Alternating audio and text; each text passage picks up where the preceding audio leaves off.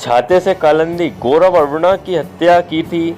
अब वो छाता कल घर के सबसे बड़े सदस्य यानी कि दादी के पिताजी के 50 वर्षों पुराने हैं। हालांकि दादी उस छाते को लेकर कल जब दादी काफी परेशान थी तभी कालिंदी ऊपर से आकर दादी के हाथ से वो छाता को लेने की अपनी पूरी कोशिश कर रही थी और दादी से कहने लगी थी कि मैंने सुना है कि इस छाते को नोक टूट गई है और मैं एक बहुत अच्छे छाते बनाने वाले के बारे में जानती हूँ। वो बहुत बढ़िया छाता बनाता है और मैं इसे बनवा लाती हूँ। हालांकि कालिंदी उस छाते को वहाँ से लेकर जाने के चक्कर में पड़ गई थी, मगर दादी अपनी पिताजी के बरसों पुराने सपने को कल कालिंदी के हाथों में नहीं जाने दी थी। लेकिन कालिंदी उस सबूत को भी अपने पास लाने की पूरी कोशिश की थी। और वहीं जब कालिंदी और दादी उस छाते को लेकर काफ़ी लीपाछोरी कर रहे थे तभी केतकी के पास किचन से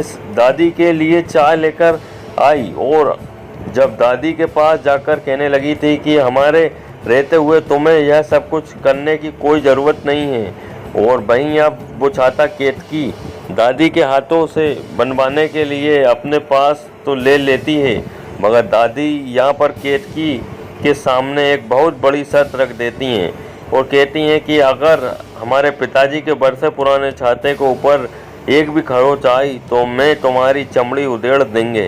हालांकि अब कालिंदी आगे आने वाले ट्रैक में उस छाते को केतकी के पास से लाने की अपनी पूरी ताकत लगाते हुए नजर आएगी। लेकिन आगे की अपडेट के लिए आप हमारे साथ जुड़े रहिए।